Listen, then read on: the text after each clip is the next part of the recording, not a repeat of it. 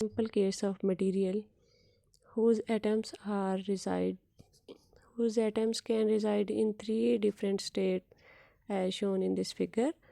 कि यहाँ पे जो एक एटम है हमारे पास, उसके जो इलेक्ट्रॉन हैं वो तीन डिफरेंट स्टेट में जो है इस वक्त प्रेजेंट हैं, और उसमें तीन डिफरेंट स्टेट्स जो हैं, सबसे लोअर स्टेट जो है N1 या फर्स्ट ऑर्बिटल एटम न्यूक्लियस के अराउंड इलेक्ट्रॉन का जो फर्स्ट ऑर्बिटल है उस एनर्जी स्टेट को हम E1 स्टेट, उससे अबव यानी नेक्स्ट जो स्टेट है उसको E2, और उससे नेक्स्ट जो है उसको हम E3 स्टेट कहते हैं। जो फर्स्ट ऑर्बिटल है वो N1 है। फर्स्ट ऑर्बिटल में जो प्रेजेंट इलेक्ट्रॉन्स हैं, नंबर ऑफ़ इलेक्ट्रॉन्स, उनको हम N1 से शो करते हैं, और सेकंड में N2 से, और इसी तरह थर्ड जो स्टेट है उसमें प्रेजेंट इलेक्ट्रॉन्स जो हैं उनको हम N3 यानी number of electron present in state E3 उससे शो करेंगे। अब यहाँ पे state E1 which is ground state, the excited state E3 in which the atoms can reside only for 10⁻⁻8 second. यानी अगर A3 अगर हम स्टेज लें, E3 में जो इलेक्ट्रॉन है वो 10⁻⁻8 सेकेंड के लिए स्टे करते हैं। अगर वो जंप करके ऊपर चले जाते हैं तो 10⁻⁻8 सेकेंड से पहले वो वापस अपनी स्टेट ग्राउंड स्टेट में जो है वो आ जाते हैं, ठीक है।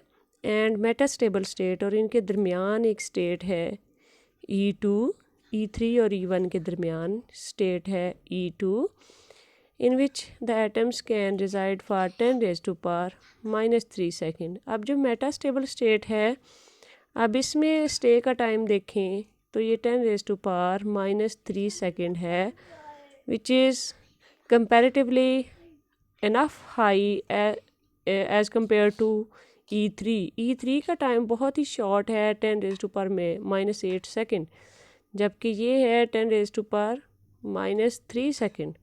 तो मेटास्टेबल स्टेट जो है उसमें इलेक्ट्रॉन के स्टे करने का टाइम जो है वो ज़्यादा है, which is much longer than 10⁻⁻8 second. A metastable state is an excited state। ये metastable state भी एक excited state है, in which an excited electron is usually stable। जिसमें आमतौर पर जो excited electron है वो यहाँ पे आके stable होता है, कितने टाइम के लिए? 10⁻³ सेकेंड के लिए।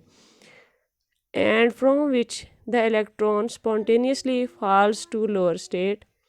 और उसके बाद अचानक जो है इलेक्ट्रॉन फॉल करेगा back to ground state only after relatively longer time. यानी 10⁻⁻8 की निस्बत तो 10⁻³ जो है वो लॉन्गर टाइम है, तो ये क्या है, आप उसकी निस्बत थोड़े लॉन्गर टाइम के बाद ये ग्राउंड स्टेट की तरफ इसकी ट्रांजिशन होती है, या इलेक्ट्रॉन जो है वो बैक फॉल करता है। द ट्रांजिशन फ्रॉम और टू दिस स्टेट, यानी इसकी तरफ से बैक या इसकी तरफ E2 की तरफ या E2 से बैक, ट्रांजिशन फ्रॉम और to this state are difficult as compare to other excited states. लेकिन अगर देखा जाए तो इससे बैक आना या इसकी तरफ जाना बाकी एनर्जी स्टेट्स की निस्बत जो है वो थोड़ा डिफ़िकल्ट है। Hence instead of direct excitation to this state, the electrons are excited to higher levels of spontaneous fall to metastable state। तो इसका हल ये किया जाता है कि चूँकि डायरेक्ट जो है वो E1 से E2 पे जाना जो है वो डिफ़िकल्ट है, तो बेटर सोल्यूशन ये है कि एक्साइटेशन जो है वो E1 से E3 पे की जाए, ठीक है। यानी हम जो है उसको फोटोन देंगे जो कि E1 और E3 के एनर्जी के डिफरेंस के बराबर होगा, तो फिर यहाँ पे जो E1 पे इलेक्ट्रॉन्स होंगे वो एनर्जी को एब्जॉर्ब करेंगे, उस फोटोन को एब्जॉर्ब करेंगे और फिर वो एक्साइटेड स्टेट में यानी E3 में चले जाएंगे। और उसके बाद E3 से इलेक्ट्रॉन जो है वो स्पॉन्टेनियसली जंप करेगा E2 में। E2 जो है वो हमें मेटास्टेबल स्टेट मिल जाएगी। Metastable state is comparatively of higher time as compare to E3। तो इस तरह से हमें मेटास्टेबल स्टेट में जो है वो इलेक्ट्रॉन्स जो हैं वो मिल जाएंगे। Also, let us assume that the incident photons of energy HF is equal to E3 minus E1 raise the atom from ground state E1 to the excited state E3, but the excited atoms do not decay back to E1। हम ये कहते हैं कि वो दोबारा E1 में नहीं आते बल्कि E2 में इलेक्ट्रॉन जो हैं वो आ जाते हैं। Thus, the only alternative for the atoms in the excited state E3 is to decay spontaneously to state E2। तो spontaneously E3 से इलेक्ट्रॉन जो हैं वो E2 में आएंगे। The atoms reach state E2। जो एटम है वो E2 वाली स्टेट में चला जाता है यानी मेटास्टेबल स्टेट में चला जाता है much faster than they leave the state E2। वो उसकी निस्बत जिसके उसमें से इलेक्ट्रॉन जो है वो वहाँ से निकले उसकी निस्बत उसमें आने वाले इलेक्ट्रॉन जो है वो ज़्यादा आ जाते हैं। अब ये ज़्यादा क्यों हो जाते हैं E2 में? क्योंकि E2 का जो स्टेबल टाइम है वो ज़्यादा है जबकि E3 का जो है वो कम है। तो इसलिए इलेक्ट्रॉन जो है वो स्पॉन्टेनियसली फटाफट जो है वो किस में आ जाएंगे? E2 में आ जाएंगे। और E2 में उसका स्टे करने का टाइम चूँकि ज़्यादा है तो यहाँ पे इलेक्ट्रॉन जो हैं वो काफ़ी ज़्यादा इकट्ठे हो जाएंगे। और यही हमारे लिए फिजिबल स्टेट है जो हम चाहते हैं कि E2 में इलेक्ट्रॉन जो हैं वो ज़्यादा इकट्ठे हो जाएं। और जब E2 में इलेक्ट्रॉन जो हैं वो ज़्यादा हो जाएं कंपैरेटिवली E1 के यानी कि उनकी तादाद बढ़ जाए, जब तादाद ज़्यादा हो जाए उसको कहते हैं कि ये पॉपुलेशन इन्वर्जन, यानी पॉपुलेशन ज़्यादा हो गई है किसमें? स्टेबल स्टेट में जो कि हमें रिक्वायर थी। ठीक है, देन क्या होता है यहाँ से हम रीडिंग अगेन करते हैं। The atoms reach state E2 much faster than they leave the state E2। This eventually leads to the situation that state E2 contains more atoms than state E1। This situation is known as population inversion। ये वाली जो line है इसको आप highlight करें।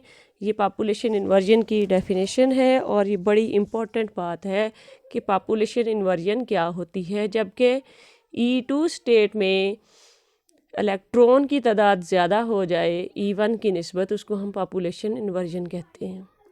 ये side पे भी नॉर्मल पॉपुलेशन और पॉपुलेशन इन्वर्जन का जो है आपको डेफिनेशन दी हुई है। नॉर्मल पॉपुलेशन में जो है E1 में आपके जो नॉर्मल जितने भी इलेक्ट्रॉन होंगे वो स्टे करेंगे और E2 में भी जितने नॉर्मल होते हैं, जो कि आपने एक फार्मूला पढ़ा हुआ है एटम के अंदर इलेक्ट्रॉन की डिस्ट्रीब्यूशन का, उस तरह से होते हैं। लेकिन पॉपुलेशन इन्वर्जन वो ख़ास स्टेट होती है जिसमें ग्राउंड स्टेट में इलेक्ट्रॉन कम हो जाते हैं और E2 यानी हायर एनर्जी स्टेट में इलेक्ट्रॉन जो हैं वो ज़्यादा हो जाते हैं। Once the population inversion has been reached, एक दफ़ा अगर पॉपुलेशन इन्वर्जन वाली कंडीशन जो है वो बन जाती है तो फिर जब तक आपका डिवाइस जो लेज़र का होगा वो चलता रहेगा, वो उस वक्त तक वो वाली पॉपुलेशन इन्वर्जन जो है वो उसमें कायम रहेगी। ठीक है, the lasing action of the laser is simple to achieve. उसके बाद वो आसानी से हम जो है लेजिंग एक्शन जो है वो अचीव कर लेते हैं। द एटम्स इन द, क्योंकि जितने ज़्यादा उसमें बेटा सेकंड स्टेट में इलेक्ट्रॉन होंगे तो फिर हम स्टिमुलेटेड एमिशन यानी ख़ुद वो फोटोन देंगे जो कि होगा जिसकी एनर्जी होगी E2 माइनस E1 के बराबर। और जब हम ये इलेक्ट्रॉन देंगे तो ये इलेक्ट्रॉन हर इलेक्ट्रॉन नहीं फोटोन, जब हम इतनी एनर्जी का फोटोन देंगे तो वो हर फोटोन अपने से डबल जो है यानी से डबल एनर्जी का, यानी वो 2 फोटोन हो जाएंगे तो एनर्जी डबल हो जाएगी। तो इस तरह each photon will create an other photon of same energy. तो इस तरह आपके पास बहुत सारे जो फोटोन्स होंगे वो सेम एनर्जी कोहेरेंट और यूनी डायरेक्शनल जो है वेव के वो प्रोड्यूस हो जाएंगे और आपको इस तरह से लेज़र लाइट जो है वो मिलेगी। अब क्या है, once the population inversion has been reached the lasering action of the laser is simple to achieve. The atoms in the metastable state E2 are bombarded by photons of energy HF is equal to E2 minus E1 resulting in an induced emission, इसको हम stimulated emission भी कहते हैं, giving an intense coherent beam in the direction of the incident photon। ये भी बात जो हमने की थी उसी चीज़ को डिस्कस किया गया है। The emitted photons must be confined in the assembly long enough to stimulate further emission from other excited atoms. This is achieved, यानी अगर हम चाहते हैं कि हम ज़्यादा जो है उसी सेम एनर्जी के फोटॉन्स प्रोड्यूस करें तो उसके लिए हमें बहुत ज़्यादा फोटॉन रिक्वायर होंगे और ज़्यादा फोटॉन रिक्वायर होंगे।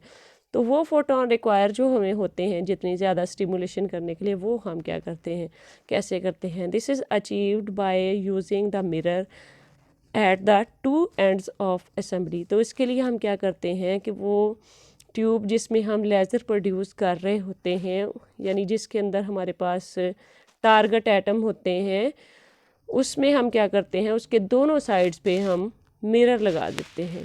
अब जो मिरर लगाने से ये होता है कि जब फोटोन एनर्जी का निकलेगा वो क्या करेगा, वो आगे जो मिरर आएगा उससे स्ट्राइक करेगा और उससे वो रिफ्लेक्ट होके वापस आ जाएगा और वापस आके क्या करेगा, जो दूसरे एटम्स उसी जगह पे प्रेजेंट होंगे वो उनको आके स्टिमुलेट कर देगा।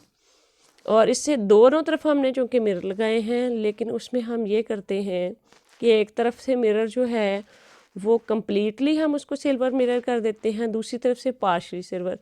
पार्शियल सिल्वर से क्या होगा कि जो स्ट्राइक करने वाले हैं फोटोन, वो सारे के सारे जो हैं वो रिफ्लेक्ट नहीं होंगे, बल्कि उसमें से कुछ पार्ट जो हमने छोड़ा है वो वहाँ से बाहर निकल जाएंगे।